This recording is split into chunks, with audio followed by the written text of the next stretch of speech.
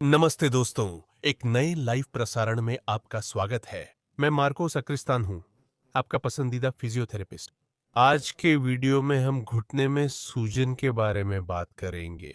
हम मुख्य जानकारी देखेंगे ताकि समझ सकें कि क्या हो रहा है, और मैं बताऊंगा ऐसी स्थिति में कौन सा सामान्य इलाज जैसे व्यायाम और फिजियोथेरेपी के शारीरिक उपाय अपनाना चाहिए। सूजे हुए घुटने का रूप कुछ ऐसा होता है। यहां इस तरफ हम एक सामान्य घुटना और एक सूजा हुआ घुटना देख सकते हैं। अगर आपको अपने रोजमर्रा के जीवन में कभी ऐसी स्थिति का सामना करना पड़ा है, तो मैं आपको पूरा वीडियो देखने के लिए आमंत्रित करता हूं। बहुत अच्छा, ये वे विषय हैं जिन पर हम वीडियो के दौरान चर्चा करेंगे। सूजन क्या है, घुटने की संक्षिप्त शारीरिक रचना, घुटनों में सूजन क्यों आती है, इस सूजन को ठीक करने के लिए आदर्श इलाज, और अंत में डोजिंग और सवाल जवाब। मैं लगभग 20 से 30 मिनट तक आपकी सभी सवालों के जवाब दूंगा, खासकर घुटने से संबंधित सवालों पर ध्यान केंद्रित करते हुए। बहुत अच्छा, सूजन क्या है? सूजन अतिरिक्त तरल है जो आमतौर पर घुटने में अलग अलग घटनाओं के कारण आती है, जिन पर हम आगे चर्चा करेंगे। यह सूजन वाला तरल एक पूरी तरह से सामान्य प्रतिक्रिया है, और यह प्रतिरक्षा प्रणाली द्वारा नियंत्रित होता है, जिसकी 3 मुख्य भूमिकाएं होती हैं। सबसे पहले, इसका उद्देश्य यह है कि ऊतक की भरपाई व सुधार प्रक्रिया तेज हो। दूसरे स्थान पर, अपशिष्ट पदार्थों या मृत कोशिकाओं को हटाना। और अंत में, संक्रमण होने की स्थिति में एंटीबॉडी की भूमिका निभाना, यानी प्रतिरक्षा प्रणाली का कार्य करना। घुटने की शारीरिक रचना। घुटना, जैसा कि आप जानते हैं, मुख्य रूप से 3 हड्डियों से बना होता है। मांसपेशी नहीं, माफ कीजिए, हड्डी फेमुर, जो शरीर की सबसे लंबी हड्डी है और कूल्हे को घुटने से जोड़ती है। टिबिया, जो घुटने को टखने से जोड़ती है। और अंत में, यह छोटी सी हड्डी जिसे हम रोटुला कहते हैं, जो ऊपर से क्वाड्रिसेप्स मांसपेशी से और नीचे से टेंडन रोटुलियानो। यह हड्डियों का दृश्य है, यानी वे हड्डियां जो घुटने का निर्माण करती हैं। इसके अलावा कई अन्य संरचनाएं भी हैं जो इस जोड़ का निर्माण करती हैं। जैसा कि आप यहां देख सकते हैं, यह घुटने का एक साइड कट है, और हम फिर से रोटुला, फेमुर, टिबिया देख सकते हैं, और आप देख सकते हैं कि यहां कई अन्य संरचनाएं भी हैं। यह क्वाड्रिसेप्स मांसपेशी है, जिसके बारे में हमने बात की थी, बर्सा है, जो ये नीले रंग की छोटी थैलियां हैं जो इन स्तरों पर पाई जाती हैं। संयुक्त सतह, और यह जिसे जोफा की चर्बी कहा जाता है, जो आमतौर पर एक बहुत ही उपेक्षित संरचना होती है, लेकिन घुटने के स्तर पर दर्द के विकास में इसका बहुत बड़ा योगदान होता है। एक अंतिम चित्र है जिसमें मैं आपको वे सभी बर्सा दिखा सकता हूं जो घुटने के जोड़ पर होती हैं और टेंडन व हड्डी के बीच घर्षण कम करती है। ये बर्सा भी सूज सकते हैं और ये सूजन पैदा कर सकते हैं जिससे घुटना सूज जाता है। लेकिन जब ऐसा होता है तो यह बहुत विशिष्ट तरीके से होता है। यह असामान्य परिस्थितियों में होता है, और जब ऐसा होता है तो बहुत स्पष्ट रूप से दिखता है कि सूजन ठीक घुटने के सामने या घुटने की टोपी के ऊपर स्थित है। इस वीडियो में हम उन मामलों का जिक्र करेंगे जहां सूजन ज्यादा बड़ी, व्यापक होती है और वास्तव में किसी एक जगह पर सीमित नहीं होती। ये वे बरसा हैं। आइए जानते हैं घुटनों में सूजन के कारण। पहले, चोट लगना। अगर हमें गिरावट आती है तो घुटने में मोच आ सकती है। घुटने में मौजूद कुछ लिगामेंट्स को नुकसान पहुंच सकता है, जिससे सूजन की स्थिति बन सकती है और सूजन वाला तरल अधिक आ सकता है। ऐसे ट्रॉमा में घाव भी शामिल होते हैं। आप घुटनों के बल जमीन पर गिर सकते हैं, जिससे आपके घुटने में घाव हो सकता है, जो एक सूजन प्रतिक्रिया और सूजन वाले तरल के आने को भी ट्रिगर करता है, भले ही वह सतही ही क्यों ना हो। सर्जरी जैसे घुटने का रिप्लेसमेंट, लिगामेंटोप्लास्टी या कोई भी मेनिस्कस की सर्जरी जाहिर है कि सूजन की प्रतिक्रिया को ट्रिगर कर सकती है। इस मामले में जब सर्जरी होती है तो वह सूजन की प्रतिक्रिया मुख्य रूप से ऊतक की मरम्मत के लिए होती है, लेकिन इसका एक और काम यह भी है कि वह उन सभी जीवाणुओं से लड़ती है जो सर्जरी के दौरान अंदर आ सकते हैं, और इसके लिए इम्यून सिस्टम का इस्तेमाल करती है। जैसे कम आम संक्रमणों में होता है, वैसे ही जोड़ों में भी संक्रमण हो सकता है, जिससे सूजन और घुटना सूज जाता है। ऐसे में दवाओं से सुधार होता है, व्यायाम या फिजिकल थेरेपी से नहीं। इसके अलावा संक्रमण के कारण होने वाली इस तरह की सूजन के साथ तापमान में वृद्धि और अन्य लक्षण भी होते हैं, जैसे बुखार या सामान्य दर्द। बर्साइटिस या टेंडिनाइटिस भी अधिक स्थानीयकृत सूजन हो सकती है। बर्साइटिस उन थैलियों की सूजन है जिन्हें मैंने आपको पहले दिखाया था, और टेंडिनाइटिस मांसपेशियों या क्वाड्रिसेप्स या पटेला टेंडन के जोड़ की सूजन होती है। जैसा कि आप देख सकते हैं, वास्तव में कई संरचनाओं से जुड़ी सूजन हो सकती है, अलग अलग संरचनाएं जो कई बार एक साथ भी मौजूद रहती हैं।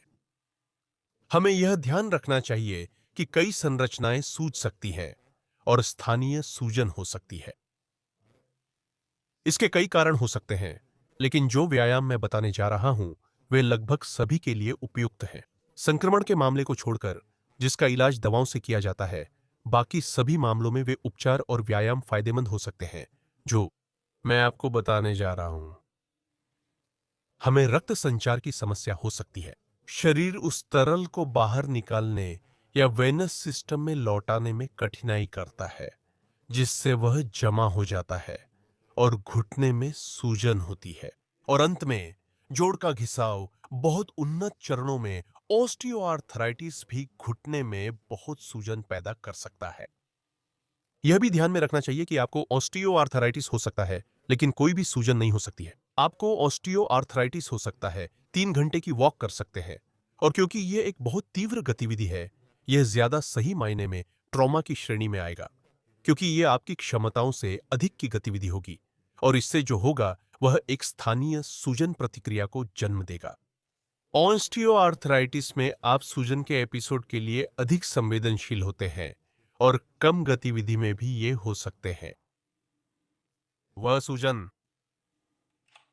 इसका इलाज सबसे पहले आराम करना है। पैर को ऊपर उठाना है, जैसा कि यहां दिखाया गया है। पैर को ऊपर रखना और आराम करना ये आमतौर पर सबसे अच्छे उपाय होते हैं।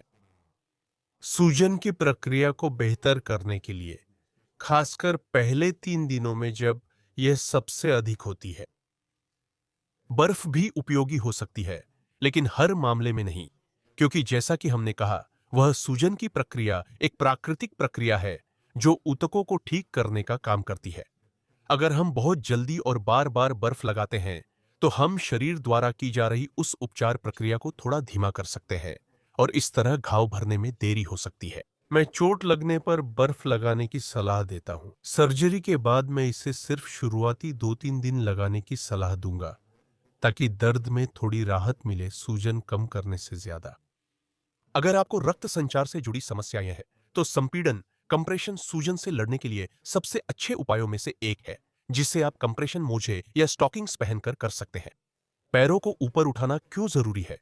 क्योंकि हमारा संचार तंत्र खून को दिल से पैरों तक ले जाता है, और फिर जब खून को पैरों से वापस दिल तक लाना होता है, तो इसके लिए अलग अलग तरह की हरकतें करनी पड़ती हैं। हमारे शरीर में अलग अलग वाल्व होते हैं, क्योंकि खून को गुरुत्वाकर्षण के खिलाफ ऊपर चढ़ना पड़ता है। इसलिए जब हम अपने अंग को ऊपर उठाते हैं, तो हम गुरुत्वाकर्षण के खिलाफ थोड़ा संघर्ष करते हैं और उस तरल को वापस वहीं भेजते हैं जहां उसे होना चाहिए, यानी संचार तंत्र में। इसी वजह से ऊंचाई पर रखना उन सभी लोगों के लिए सबसे अच्छा उपायों में से एक है जिन्हें संचार संबंधी समस्याएं हैं। और अंत में व्यायाम, घुटने को सही ढंग से हिलाना और आसपास की मांसपेशियों को संकुचित करना वहां रक्त प्रवाह बढ़ाकर सूजन के तरल को बाहर निकालने में मदद करेगा, जिससे घुटने की समस्या कम हो सकती है। बहुत बढ़िया, चलिए शुरू करते हैं। चलिए व्यायाम करते हैं।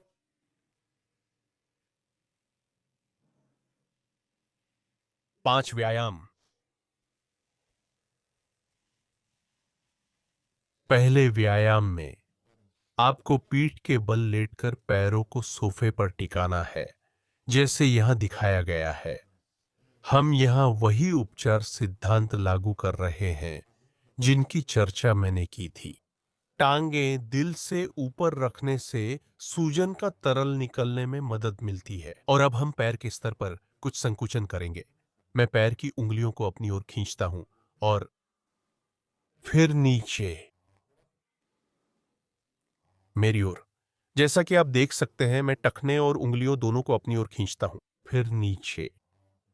यह हमें सुनिश्चित करता है, यह पैर के अंदरूनी हिस्से के साथ साथ पिंडली के स्तर पर भी मांसपेशियों की सक्रियता सुनिश्चित करता है। पिंडली को हम इसे दूसरा दिल कहते हैं क्योंकि यह शिराओं का खून ऊपर पंप करता है, जिससे पैरों की सूजन का तरल जांघों और दिल की ओर चला जाता है। तो याद रखो, पैर की उंगली अपनी तरफ, टखना अपनी तरफ और फिर पैर की उंगली नीचे, टखना नीचे, अपनी तरफ और नीचे की तरफ। एक बहुत ही आसान व्यायाम जो किसी भी व्यक्ति की पहुंच में है। डोज और दोहराव की संख्या पर हम वीडियो के अंत में बात करेंगे। आप परिणाम महसूस करने के लिए 20 दोहराव के 2 या 3 सेट कर सकते हैं। असल में पहली सीरीज खत्म करने के बाद आप निश्चित रूप से महसूस करेंगे कि आपकी टांगें काफी हल्की हो गई है और आपको राहत का एहसास होगा। काफी स्पष्ट। इसके बाद एक और बहुत उपयोगी व्यायाम है जो हमें फिर से गुरुत्वाकर्षण के अनुसार उस सारे तरल को गतिशील करने में मदद करेगा। घुटने के पीछे पैर पकड़ें, उसे ऊपर सीधा करें, उंगलियां अपनी ओर खींचें, कुछ सेकंड रखें और फिर आराम करें। यहां हम फिर से टखने और उंगलियों की गति को शामिल कर रहे हैं, लेकिन साथ ही हम एक और स्तर पर भी गति ला रहे हैं। घुटने के स्तर पर हम घुटनों में रक्त संचार बढ़ाते हैं ताकि सूजन का तरल बेहतर निकल सके। हम इसे गुरुत्वाकर्षण से करते हैं ताकि तरल जांग की ओर जाए। पैर सीधा करना जरूरी नहीं है, सही है? पैर को सीधा करो, कुछ सेकंड रोको, फिर आराम करो। इस व्यायाम को 10-20 बार 2-3 सेट में दोहराएं। एक पैर से 10-20 बार करने के बाद यही दूसरे पैर से दोहराएं।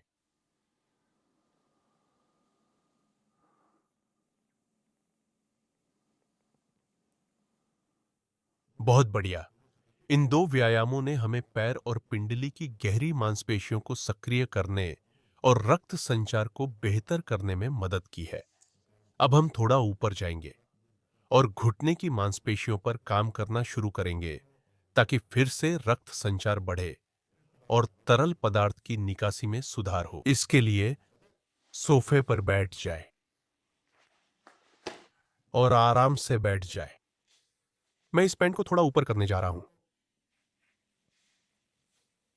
एक तौलिया लें, हम इसे कुछ बार लपेटेंगे। इससे घुटने के नीचे रखेंगे। क्वाड्रिसेप्स की आइसोमेट्रिक संकुचन। इस संकुचन में हम बिना जोड़ हिलाए मांसपेशी पर काम करेंगे। यह अच्छा है क्योंकि यह घुटनों में खून पहुंचाने में मदद करता है बिना जोड़ों पर ज्यादा तनाव डाले। इसके लिए एडी को हमेशा जमीन पर टिकाए रखते हुए हम तौलिया को जोर से दबाएंगे और पैर की उंगलियों को फिर से अपनी ओर खींचेंगे। हम इसे 3 सेकंड तक बनाए रखते हैं। आराम करें और फिर से 2-3 आराम करें। जैसा आप देख सकते हैं, मेरी एडी जमीन से नहीं उठती। सपोर्ट पैर की उंगली। आराम करो। दूसरी टांग सीधी या मोड़ी रख सकते हैं, जैसे ठीक लगे। आराम करो। 10-20 बार दोहराएं। 2-3 सेट लगाएं। सारी दोहराव एक पैर से करें और फिर दूसरे पैर पर जाए ताकि मांसपेशियों में थकान और घुटने के स्तर पर अधिकतम रक्त संचार सक्रियता मिल सके। बहुत बढ़िया। जब दोहराव और सेट पूरे हो जाएं, तो एक तीव्र व्यायाम करेंगे जिसमें पैर की मांसपेशियां और कूल्हे के फ्लेक्सर शामिल है। दायां पैर मुड़ें और जमीन पर रखें। नितंब थोड़ा आगे बढ़ाएं ताकि व्यायाम आसान हो। अब पैर की उंगलियां अपनी ओर रखें। पैर को जमीन से थोड़ा ऊपर उठाएं। घुटना सीधा रखें। 3 सेकंड तक रोकें, फिर नीचे रखें। फिर से उंगलियां अपनी ओर रखें और उठाएं। 1 2 3 plus plus plus plus plus plus plus plus plus plus plus plus. User ripper assistant checklist completion. Let's review what I do for this task. मूल आशय और जानकारी को सुरक्षित रखना, वाक्य की लंबाई और जटिलता को कम करना, सभी विशेष नाम, स्थान और घटनाओं को बनाए रखना, वक्ता का दृष्टिकोण बरकरार रखना, व्याकरणिक रूप से सही, संक्षिप्त हाई इंडिया परिणाम देना, न्यूनतम 15% संक्षिप्तीकरण चेक करना, नीतिगत प्रतिबंधों का पालन करना यदि कोई हो, अमान्य इनपुट को संभालना यदि लागू हो। Now proceeding with your request. फिर से आराम करें। यह एक आइसोमेट्रिक संकुचन है। घुटने के स्तर पर ज्यादा हलचल नहीं होती, ज्यादातर हलचल कूल्हे के स्तर पर होती है। फिर भी क्वाड्रिसेप्स की सक्रियता बहुत ज्यादा होती है, जो हमें घुटने के स्तर पर रक्त संचार को फिर से सक्रिय करने में मदद करती है ताकि सूजन वाले तरल के निकास में सुधार हो सके। पैर की उंगलियां अपनी ओर उठाएं और नीचे लाएं। 10 से 20 बार दोहराएं। 2 व्यायाम की 2 से 3 सीरीज करें। अगर आप ताकत की कमी के कारण पैर उठाने में असमर्थ हैं, तो आप पैर के पास एक तौलिया रख सकते हैं। यह थोड़ी छोटी है और इस तरह से अभ्यास कर सकते हैं ताकि क्वाड्रिसेप्स में ज्यादा सक्रियता के बिना व्यायाम किया जा सके। मकसद तौलिया खींचकर व्यायाम करना नहीं है, आपको बस इतना ही खींचना है कि पैर अपने आप ऊपर उठ जाए। ठीक है, यह जरूरी है क्योंकि अगर ऐसा नहीं हुआ तो व्यायाम का लाभ खत्म हो जाएगा। हमने 4 व्यायाम किए हैं, 2 रक्त संचार सुधारने के लिए और 2 ताकत बढ़ाने और घुटने के रक्त संचार को भी सुधारने के लिए। अंत में हम घुटने की हड्डी के चारों ओर मसाज करेंगे, जिससे तरल बाहर निकलने में मदद मिलेगी। यह समस्या पटेला टेंडन पर भी हो सकती है। हालांकि अगर सूजन पूरे घुटने में है, तो आप जो तकनीक अपना सकते हैं वह निम्नलिखित है। हमेशा नीचे से ऊपर की ओर अपनी हथेलियों को पिंडली के स्तर पर रखें और अपने अंगूठों से टिबिया के सामने वाले हिस्से पर ऊपर की ओर जाए। फिर पटेला के निचले हिस्से तक पहुंचे और उसे इस तरह से घेरे कि एक चक्र बन जाए और आगे बढ़ते रहे। अंगूठे टिबिया के सामने से ऊपर उठते हैं, रोटुलर टेंडन और पटेला को घेरते हुए ऊपर जाते हैं। यह बाकी उंगलियों से भी किया जा सकता है। टिबिया के सामने रोटुलर टेंडन तक जाता हूं और दोनों ओर ऊपर बढ़ाता हूं। आप इसे पूरी हथेली से भी कर सकते हैं। दोनों हाथों की पिछली हथेली से सहारा देकर सामान्य तकनीक से चारों ओर घेरता हूं। पटेला तक ऊपर जाता हूं, पटेला को घेरता हूं और ऊपर की तरफ खींचता हूं। तो कुल मिलाकर 3 तकनीकें हैं। अंगूठों की यह तकनीक जो ज्यादा सटीक है और जिसमें हम ज्यादा ताकत लगा सकते हैं। उंगलियों की तकनीक जो मध्यम है, जिसमें हम थोड़ी ज्यादा सतह को कवर करते हैं लेकिन ज्यादा दबाव नहीं डालते। और आखिर में एक सामान्य तकनीक जिसमें पूरी हथेली से उस घुटने को पकड़ते हैं, हमेशा नीचे से ऊपर की ओर, ताकि तरल पदार्थ के निकास में मदद मिल सके। इसके अलावा हम घुटने की टोपी रोटुला की थोड़ी सी मूवमेंट भी कर सकते हैं, जिसमें दोनों तरफ तर्जनी उंगलियां रखते हैं बाहरी किनारे पर। जैसा कि आप देख सकते हैं, यह यहां है। आप इसे हल्का सा थपथपाकर आसानी से पहचान सकते हैं। आपको महसूस होगा कि यह सख्त है।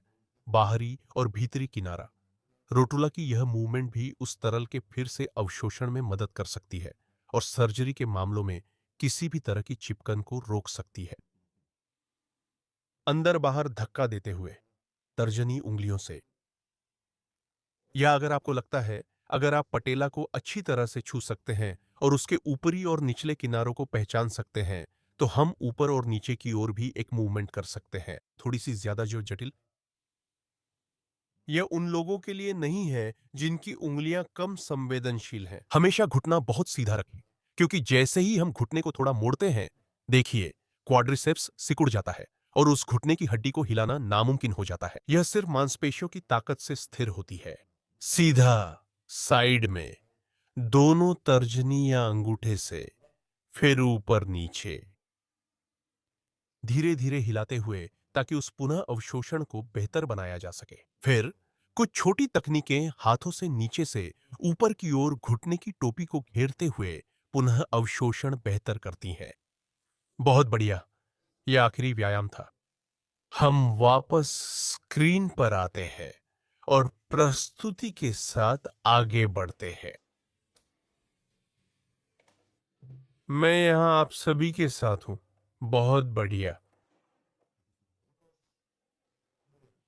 बस एक आखिरी याद दिलाना चाहता हूं कि इलाज सिर्फ व्यायाम नहीं है। आराम, संपीड़न और ऊंचाई पर रखना भी जरूरी है। अगर यह सूजन परिसंचरण संबंधी समस्याओं के कारण है, या अगर आपको टखने में मोच, माफ कीजिए, घुटने में मोच या कोई आघात जनित कारण है, जैसे कि आप घुटने के बल गिर जाते हैं, तो इन सभी मामलों में आराम, संपीड़न और ऊंचाई पर रखने से लाभ मिल सकता है। दोनों चीजों को मिलाना जरूरी है, क्योंकि सिर्फ व्यायाम से कम असर होगा, जबकि ऊंचाई, संपीड़न और आराम सबसे ज्यादा असरदार है। डोजिंग, मात्रा निर्धारण, आखिरी विषय था, लेकिन यह बहुत महत्वपूर्ण है। हर व्यायाम आपको 2 से 3 सेट में करना चाहिए और हर सेट में 10 से 20 बार दोहराना चाहिए। और यहां सबसे जरूरी बात यह है कि व्यायाम से थोड़ी असुविधा हो सकती है, लेकिन किसी भी हालत में दर्द नहीं होना चाहिए। मैं इस पर जोर इसलिए देता हूं क्योंकि सब कुछ आपकी घुटने की स्थिति, उम्र और सूजन पर निर्भर करता है। अगर आप देखते हैं कि व्यायाम करते समय आपको ज्यादा दर्द हो रहा है और घुटने में ज्यादा सूजन आ रही है, तो जाहिर है कि व्यायाम न करें या दोहराओ या सेट की संख्या कम कर दें, ताकि ये आपकी मदद करे और नुकसान न पहुंचाए। आखिरकार, दर्द और व्यायाम सच में धूप लेने जैसे हैं। अगर आपको कोई तकलीफ है, जैसे कि घुटने में सूजन है और आप व्यायाम करना चाहते हैं, पहले दिन आप सारे व्यायाम करते हैं, अचानक ज्यादा दोहराव कर लेते हैं क्योंकि आपको लगता है कि इससे ज्यादा फायदा होगा, तो क्या होगा कि आपको उल्टा असर मिलेगा। घुटने में और ज्यादा सूजन आ जाएगी, क्योंकि ये ऐसे मूवमेंट्स हैं जिनकी उसे आदत नहीं है। ये वैसे ही है जैसे जब आप धूप में बैठे हैं। पहले दिन बिना क्रीम लगाए समुद्र तट पर 8 घंटे धूप में रहने से त्वचा जल सकती है। आपकी त्वचा जल जाएगी। तो यह भी वैसा ही है। आपको छोटे छोटे व्यायाम से शुरू करना चाहिए और जैसे जैसे आप देखें कि आपका घुटना कैसे प्रतिक्रिया करता है, एक और व्यायाम जोड़ें, थोड़ी और पुनरावृत्तियां जोड़ें, ताकि धीरे धीरे उस रूटीन को अपनी क्षमताओं के अनुसार ढाल सकें। आप सभी अलग हैं। 80 साल के व्यक्ति को रक्त संचार या घुटने की सूजन है, जबकि 20 साल के व्यक्ति को हाल ही में लिगामेंटोप्लास्टी के बाद घुटने में सूजन है। ये सुझाव व्यायामों को अपनी क्षमता अनुसार ढालने में मदद करेंगे। असल में अल्बर्ट हॉफमैन की एक बात है जो मुझे बहुत पसंद है। वह कहते हैं कि दवा और जहर के बीच एकमात्र अंतर सिर्फ मात्रा है। इसी वजह से मात्रा निर्धारित करना इतना जरूरी है और इसी वजह से आपको इसे अपनी स्थिति के अनुसार ढालना चाहिए। बहुत जरूरी है। इसी वजह से 2-3 सेट की 10-20 पुनरावृत्तियों का नियम सार्वभौमिक नहीं है। ये एक शुरुआती बिंदु है जिससे आप अपने व्यायाम कार्यक्रम को अपनी क्षमताओं के अनुसार ढाल सकते हैं। अगर व्यायाम से दर्द हो तो यह तरीका अपनाएं कि दर्द अधिक है या कम, और आपको व्यायाम जारी रखना है या रोकना है। मैं दर्द को मापने के लिए संख्यात्मक स्केल पसंद करता हूं, जिसमें दर्द को 0, कोई दर्द नहीं, से 10, सबसे तेज दर्द तक आंका जाता है। ठीक है? अगर व्यायाम करते समय दर्द 0 से 4 के बीच है, तो चेहरा खुश रहता है और फिर थोड़ा कम खुश दिखता है। अगर अगर आपको दर्द 0 से 4 के बीच है, तो कोई दिक्कत नहीं है। ठीक है? 0 मतलब दर्द बिल्कुल नहीं। 10 सबसे भयानक दर्द जो आप सोच सकते हैं। अगर आप 0 से 4 के बीच हैं, तो कोई दिक्कत नहीं है। यह एक सामान्य दर्द है जो इसलिए हो सकता है क्योंकि हम ऐसे व्यायाम कर रहे हैं जिनके लिए हम अभ्यस्त नहीं हैं। जैसा कि मैंने आपको पहले ही बताया है, ये सामान्य तकलीफें हैं जिनकी हमें उस दिन के अलावा ज्यादा चिंता करने की जरूरत नहीं है, और ये आमतौर पर 48 या 72 घंटों के बाद अपने आप ठीक हो जाती है। ठीक है? अगर फिर भी व्यायाम करते समय या 24 घंटे बाद, ठीक है, दर्द का मूल्यांकन व्यायाम के बाद और 24 घंटे बाद किया जाता है। अगर 24 घंटे बाद या व्यायाम के दौरान दर्द 5 से 8 हो तो अरे, यह एक ऐसा व्यायाम है जो बहुत ज्यादा लक्षण पैदा कर रहा है और हमें इसकी तीव्रता कम करनी होगी। कैसे? मैंने आपको पहले कह दिया है। दोहराव या सेट्स की संख्या कम करें या अन्य विकल्प अपनाएं। उदाहरण के लिए, जो व्यायाम मैंने आपको दिए हैं उनमें तौलिया के साथ आइसोमेट्रिक संकुचन है, जो सबसे बुनियादी है, और दूसरा है पैर उठाकर संकुचन करना। अगर पैर उठाते समय दर्द हो तो वह व्यायाम छोड़ें और तौलिए के साथ आइसोमेट्रिक संकुचन करें। इससे बेहतर परिणाम मिलेंगे। बहुत बढ़िया, हम समाप्त कर चुके हैं। दर्द की तीव्रता महत्वपूर्ण है। याद रखें कि जब भी आप समुद्र तट पर जाएं तो सनस्क्रीन लगाएं। व्यायाम की मात्रा पर ध्यान दें। इलाज में आराम, दबाव और पैर ऊपर रखना जरूरी है। दबाव देना सबसे जरूरी है, खासकर जब लंबे समय तक खड़े होकर काम करते हैं। कारण, परसा, घुटने की संरचना और समापन। बहुत बढ़िया। अब हम सवाल जवाब का दौर शुरू करते हैं। शुरू करने से पहले मैं यह रख देता हूं। मैं देखता हूं क्या वह फंक्शन इस्तेमाल कर सकता हूं जो कल देखा था। मुझे यहां प्रमुख टिप्पणी डालनी थी, पर संभव नहीं है। कोई बात नहीं, पुराने तरीके से करेंगे। एक सेकंड दो, मैं सेट कर देता हूं।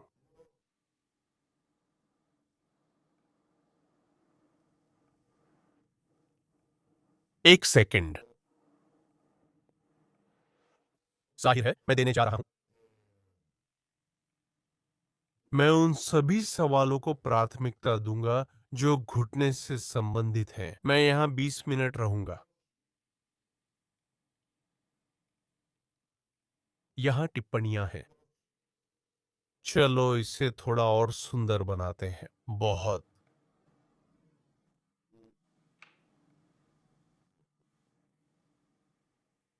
ठीक है, तो हम तैयार हैं। सवाल। अच्छा, आगे सवालों पर जाने से पहले एक आखिरी बात। यहां तक पहुंचने के लिए धन्यवाद। अगर आप सवाल नहीं लेना चाहते तो ठीक है। वीडियो कुछ घंटों में मेरे चैनल पर अपलोड कर दिया जाएगा और आप चाहें तो उसे देख सकते हैं। आप सभी अभ्यासों को फिर से देख सकते हैं। आपको याद दिला दूं कि मैं वीडियो के विवरण में सभी टाइम स्टैम्प डाल दूंगा ताकि आप सभी वर्गीकरणों, उन सभी विषयों तक आसानी से पहुंच सकें जिनके बारे में हमने वीडियो में बात की है। और अंत में, अगर आपको मेरी सामग्री पसंद आती है तो आप मुझे सपोर्ट कर सकते हैं। जैसा कि आप जानते हैं, पहले लिंक पर जो कमेंट्स में दिखाई देता है या पहले लिंक पर जो विवरण में दिखाई देता है, आप सदस्य बन सकते हैं। हर महीने छोटी राशि देकर चैनल को सपोर्ट करें ताकि मैं ऐसी सामग्री बनाता रहूं। हम फिर से सवालों पर आते हैं।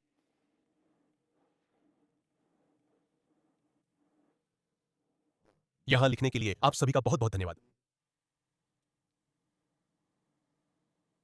हम अंत में जाएंगे क्योंकि हो सकता है जिन्होंने सवाल पूछा वे अब न हो।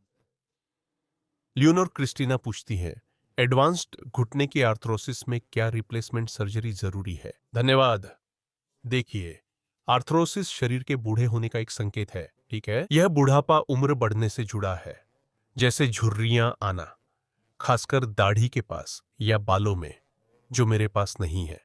तो कुछ लोग जल्दी बूढ़े हो जाते हैं और कुछ लोग देर से बूढ़े होते हैं। बुढ़ापा इस पर निर्भर करता है कि आपने जीवन में कौन सी गतिविधियां की हैं। अगर आपने जोश से फुटबॉल खेला तो क्या होगा?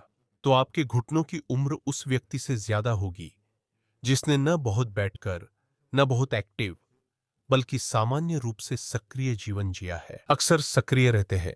दोनों छोरों से बचना चाहिए। ना तो पूरी तरह से बैठा रहना, ठीक है, यानी बिल्कुल आराम करना, कोई भी गतिविधि न करना, और न ही दूसरी तरफ अत्यधिक सक्रियता, मतलब पेशेवर खिलाड़ी या वे लोग जो पूरे हफ्ते लगातार खेल कूद करते रहते हैं।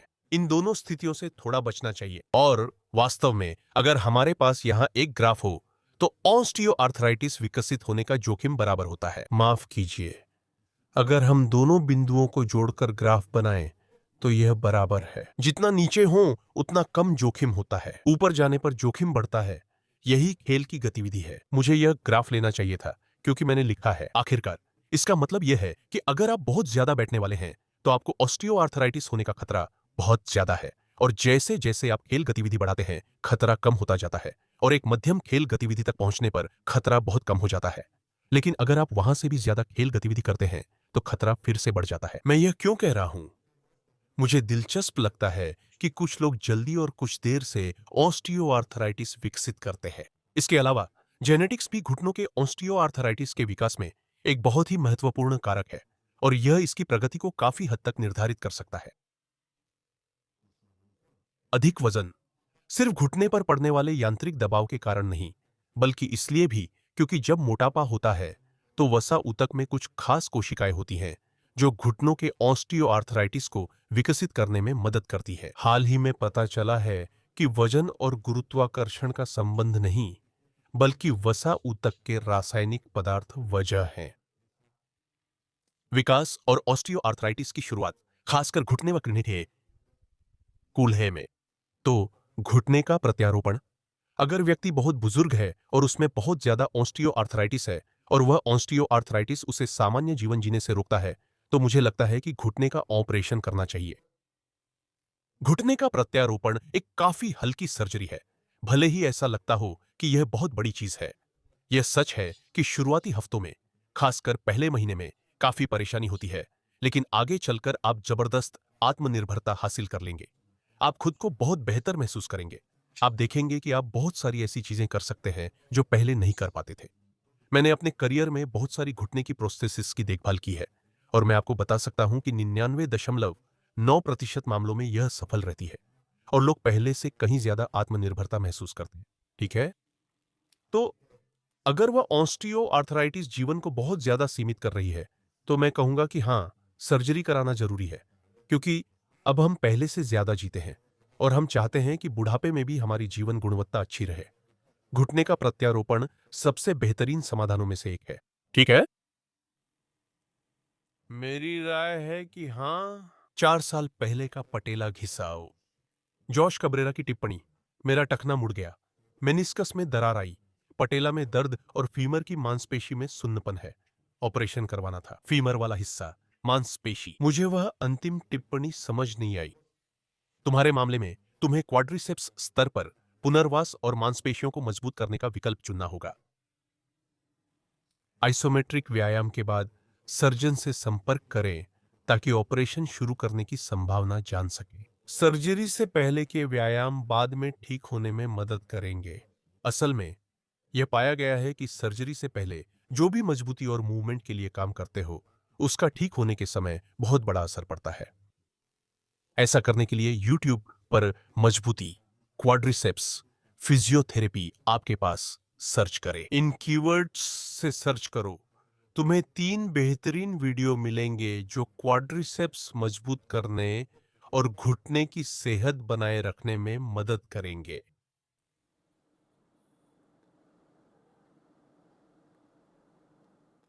एडविन प्राडो मुझसे पूछते हैं कि क्या यह रूटीन दौड़ने के बाद किया जा सकता है। देखो, मैं इसे दौड़ने के बाद करने के लिए नहीं देखता, बल्कि मैं इसे उन लोगों के लिए ज्यादा उपयुक्त मानता हूं जो थोड़े बड़े हैं और जिनके घुटने में सूजन है।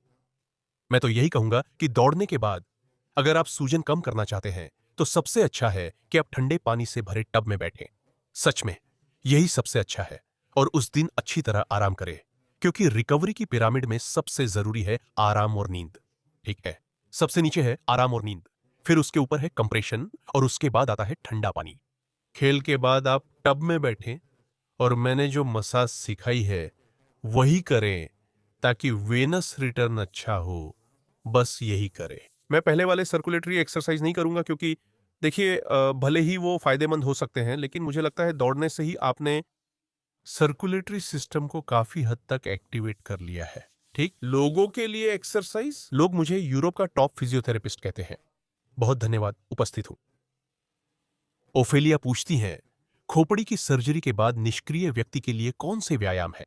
ओफेलिया, यह एक काफी जटिल विषय है।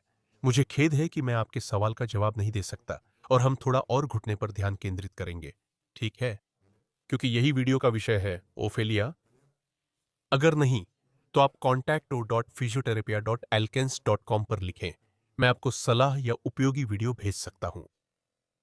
पात्रिसिया पूछती हैं कि क्या घुटनों के अर्थराइटिस और रीढ़ की समस्याओं के लिए हाइड्रोथेरेपी सेशन होते हैं? बहुत बढ़िया। मेरे लिए स्विमिंग पूल उन लोगों के लिए सबसे अच्छे टूल्स में से एक है जिनको या तो ओवरवेट है या फिर अर्थराइटिस है, चाहे वो कूल्हे में हो या घुटने में। और स्विमिंग पूल क्यों? क्योंकि जब हम पानी के अंदर होते हैं तो हमारा शरीर तैरता है। शरीर तैरता है। इस तैरने से कूल्हों और घुटनों पर कम वजन और मैकेनिकल लोड पड़ता है, और वे ज्यादा सुरक्षित तरीके से काम कर सकते हैं, और सबसे बढ़कर बिना दर्द के। मैं ये नहीं कह रहा कि तुम्हें इक्वाजिम या कोई जटिल क्लास करनी है। बस पानी में जाकर आगे पीछे और साइड में चलो। तुम एक पैर पर एक्सरसाइज करते हो, जो शायद अगर तुम्हें ज्यादा आर्थराइटिस है तो सूखी जमीन पर नहीं कर सकते। और मैं तुम्हें यकीन दिलाता हूं कि वो कूल्हा, वो घुटना और वो रीढ़ बहुत बेहतर महसूस करेंगे। मेरे पास एक रूटीन है जो मैंने घुटने के आर्थराइटिस के लिए और एक कूल्हे के आर्थराइटिस के लिए पिछले साल गर्मियों में बनाई थी। और इस साल मैं और भी बहुत सारी बनाने का सोच रहा हूं, क्योंकि सच में वो बहुत अच्छी चली और लोगों को बहुत पसंद आई। यूट्यूब के सर्च में लिखो फिजियोथेरेपिया टू अल्कांसे आर्थराइटिस पूल में, और तुम्हें दोनों रूटीन मिल जाएंगी जो मुझे उम्मीद है कि तुम्हारे लिए बहुत मददगार होंगी। ठीक है, यहां हमारे पास क्या है, देखो, पाओला। पाओला, बहुत धन्यवाद पाओला। वह चैनल की सदस्य हैं, हर महीने थोड़ी सी राशि से सहयोग कर रही हैं, जिसके लिए मैं दिल से उनका धन्यवाद करता हूं कि वह यहां हैं। और खासकर हर महीने वह राशि देती है, क्योंकि उन्हीं की वजह से मैं इस तरह की प्रस्तुतियां बना सकता हूं और आप सभी की मदद कर सकता हूं। नमस्ते, मैं पाओला हूं, चिली से। मेरे पिताजी के घुटने में सूजन और दर्द है। रोजाना डायलिसिस। एक सेकंड रुको, क्योंकि बाहर बारिश हो रही है और मेरे कपड़े बाहर हैं। मुझे एक पल दो।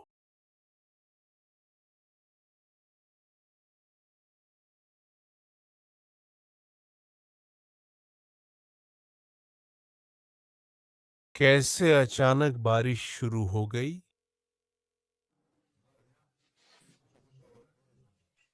हम पाओला के साथ थे, 74 साल की, जिन्हें दर्द के लिए इंजेक्शन दिया जा रहा है। कभी कभी उन्हें जानवरों की तरह चलना पड़ता है। डायलिसिस सब कुछ बदल देता है। डायलिसिस सब कुछ बदल देता है।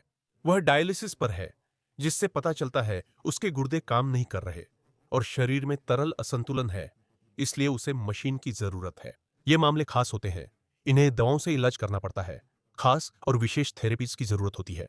हालांकि ये व्यायाम मदद कर सकते हैं, लेकिन सबसे अच्छा यही है कि वह वॉकर के सहारे जितना हो सके चलने की कोशिश करे और जितना हो सके खुद को हिलाने डुलाने की कोशिश करे। क्वाड्रिसेप्स मजबूत करने के लिए लेटे या बैठे व्यायाम फायदेमंद है। जैसा पहले कहा, मैं तुम्हें ढूंढने को आमंत्रित करता हूं। YouTube की सर्च बार में फिजियोथेरेपी आपके पहुंच में क्वाड्रिसेप्स मजबूत करने के व्यायाम ढूंढने के लिए तुम्हें 3 अलग-अलग स्तरों के वीडियो मिलेंगे जो तुम्हारी स्थिति और लक्षण सुधारने में मदद करेंगे। असल में डायलिसिस की बीमारी सब कुछ बदल देती है ना? यह सब कुछ बदल देती है।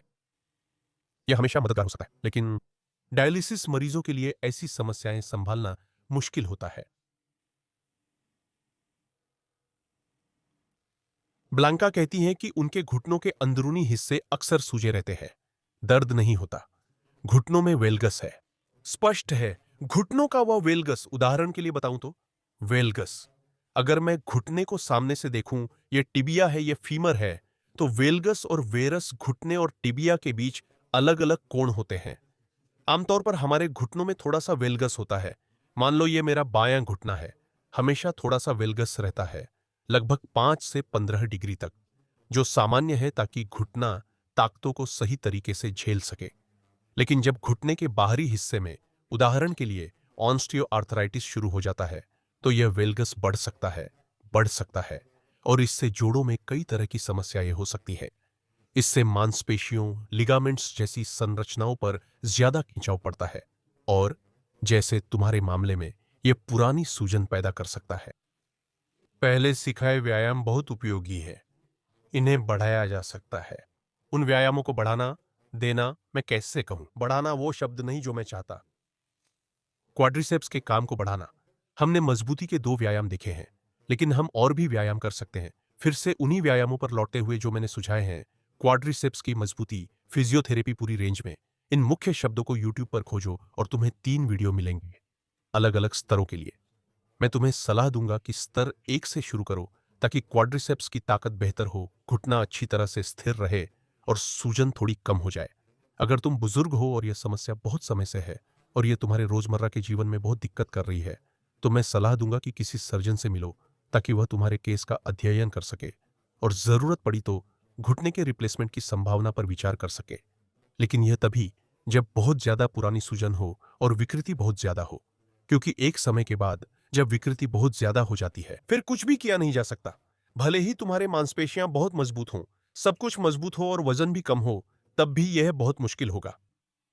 जैसा कि मैंने कुछ समय पहले सुझाया था, स्विमिंग पूल में भी व्यायाम करना तुम्हारे लिए एक बेहतरीन विकल्प है। कंप्रेशन मोजे भी सूजन में तुम्हारी मदद कर सकते हैं, जैसा कि हमने पहले बात की थी। मालिश फायदेमंद है, लेकिन अगर घुटना बहुत टेढ़ा है तो हम ज्यादा नहीं कर सकते। देखें, हम यहां हैं। बेहतरीन व्यायाम। गैब्रिएला कामाचो पूछती हैं कि उनकी दादी, जिनकी उम्र 76 साल है, उन्हें असहनीय दर्द और घुटनों में बहुत सूजन रहती है। ये व्यायाम उनके लिए बहुत बहुत बहुत अच्छे हो सकते हैं।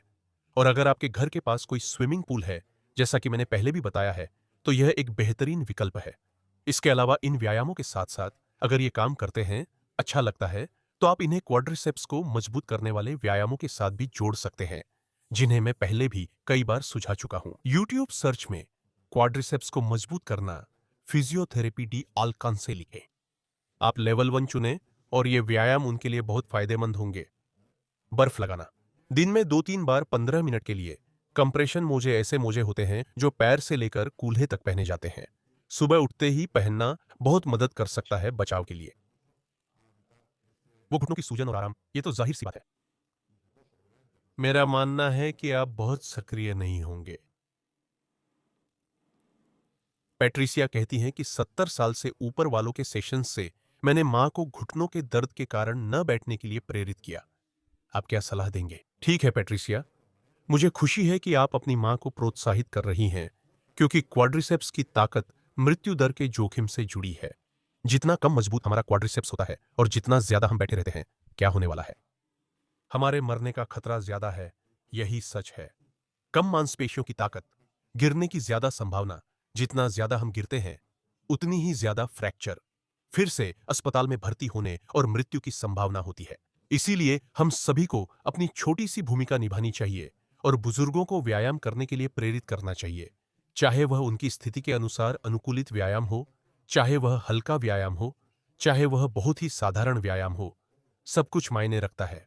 सब कुछ मायने रखता है और यह उन्हें उस स्थिति से बाहर निकलने, उनकी जीवन गुणवत्ता और जीवन प्रत्याशा बढ़ाने में बहुत मदद कर सकता है।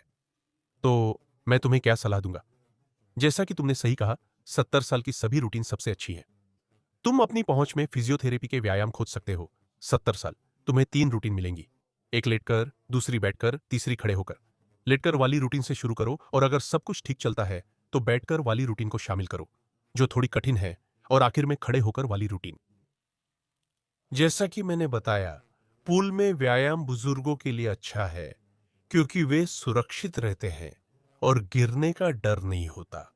यह उन सभी लोगों के लिए एक बेहतरीन साधन हो सकता है जिनके पास में स्विमिंग पूल है और जो इसका लाभ उठा सकते हैं। बिल्कुल सही। लुकास कहते हैं, क्या तौलिया के साथ किया गया व्यायाम हल्के वजन के साथ बेहतर है? नहीं, यह जरूरी नहीं है। अगर आप और तीव्र व्यायाम चाहते हैं तो मेरी क्वाड्रिसेप्स मजबूत करने वाली वीडियो देखें। यह मदद करेगी। आर्थ्रोसिस, लियोनोरा कोस्टा, ऑस्टियोआर्थराइटिस या मेनिस्कस फ्रैक्चर में ये व्यायाम बहुत उपयोगी है, लेकिन इन्हें क्वाड्रिसेप्स को मजबूत करने वाले व्यायामों के साथ करना जरूरी है, जिनका मैंने पहले विस्तार से बताया है। आपकी टिप्पणी के लिए बहुत धन्यवाद, पैट्रिसिया। यहां डागुआ का कमेंट है, कंट्रोपैथिया ग्रेडोलेवे, फिलहाल मैग्नेटोथेरेपी चल रही है। क्या यह ताकत लौटने से पहले फायदेमंद है? मैं ये जवाब इसलिए दे रहा हूं क्योंकि मुझे मैग्नेटोथेरेपी पसंद नहीं है। मुझे पता है कई थेरेपीज इलेक्ट्रिक उपकरणों जैसे करंट, मैग्नेटोथेरेपी या हीट लाइट पर आधारित है। मेरा मानना है कि व्यायाम किसी भी तरह की पैसिव थेरेपी से कहीं बेहतर है, क्योंकि ये सब पैसिव थेरेपीज है। और खास तौर पर मैग्नेटोथेरेपी, ये असल में करती क्या है? मैं आपको मैग्नेटोथेरेपी का तरीका बताता हूं। यह मानता है कि हमारा शरीर पानी से बना है, जिसमें पॉजिटिव और नेगेटिव पोलैरिटी होती है। जब आप हाथ या शरीर पर बड़ा चुंबक रखते हैं, पानी के कण एक दिशा में व्यवस्थित हो जाते हैं। यह घाव भरने में मदद करेगा। घाव भरना किसी फ्रैक्चर का हो सकता है या फिर किसी क्षतिग्रस्त ऊतक या घिसे हुए ऊतक का भी हो सकता है। एमआरआई, रेजोनेंस मैग्नेटिक में ऐसी तकनीकों से सभी जल कोशिकाओं की समान स्थिति में छवि लेकर स्पष्ट तस्वीर मिलती है। ऊतक में पानी की घनता से रंग हल्का या गहरा होता है। असल में ऐसे उपकरण बड़े चुंबकों पर ही आधारित कोशिकी पर ही आधारित होते हैं। फिर मैंने ऐसे अध्ययन पढ़े जो बताते हैं कि यह रोज 8 घंटे उपयोग में प्रभावी है। 8 घंटे? मुझे नहीं लगता आप मशीन इतना समय चला रहे हैं। अक्सर इसे 15-20 मिनट किया जाता है, पर मुझे इसका असर ना के बराबर लगता है। एक प्लेसिबो प्रभाव भी है जिसे नहीं भूलना चाहिए। हर बार जब कोई थेरेपी लगाई जाती है तो उसमें खुद थेरेपी का असर होता है, और एक असर वो होता है जो आपका दिमाग खुद पर डालता है। अगर ये आपके लिए सही है और आप बेहतर महसूस करते हैं तो इसे जारी रखें। मैं इससे बचकर वह समय किसी ज्यादा फायदेमंद गतिविधि जैसे व्यायाम में लगाऊंगा। अब हम कुछ और सवाल देखते हैं। हमें यहां 45 मिनट हो चुके हैं।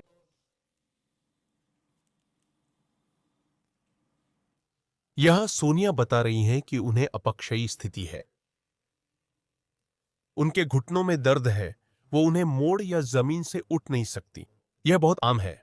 इसमें बुरी बात यह है कि जाहिर है आप जमीन से उठ नहीं सकते, और होता यह है कि आप यह कम बार करते हैं, आप ज्यादा बैठने वाले हो जाते हैं, घुटने और भी ढीले हो जाते हैं। यह दुष्चक्र है, जैसे मछली अपनी पूंछ काटे।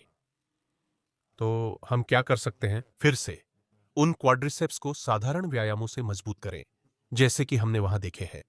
लेकिन आप इन्हें फिजियोथेरेपी स्तर के क्वाड्रिसेप्स मजबूत करने वाले वीडियो में भी देखेंगे।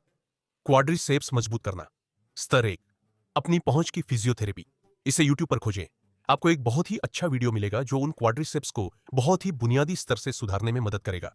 और जैसे ही आप बेहतर महसूस करें, आप स्तर 2 पर जाइए और फिर स्तर 3 पर, और देखेंगे कि धीरे धीरे आप खुद को ज्यादा सक्षम महसूस करेंगे। आप उठ सकते हैं और वे घुटने आपके शरीर को बेहतर सहारा देंगे। यहां एक आखिरी सवाल है। एक नया सामान्य सवाल पूछे।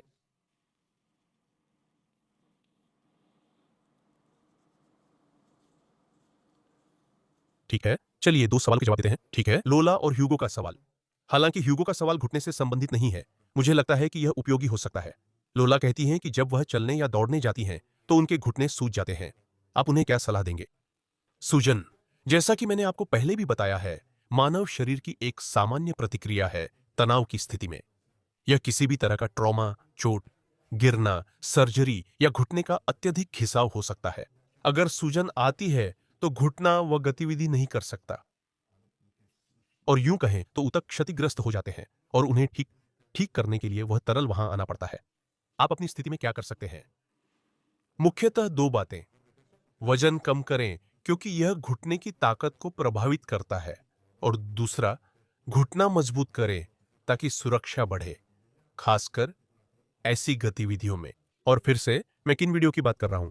क्वाड्रिसेप्स मजबूत करने की फिजियोथेरेपी स्तर 1। आप इन शब्दों को यूट्यूब पर खोजें और आपको एक बहुत अच्छा वीडियो मिलेगा जो इसमें आपकी मदद करेगा। अगर वजन ज्यादा है तो उसे कम करें और घुटनों को मजबूत करें, इससे लक्षण सुधरेंगे।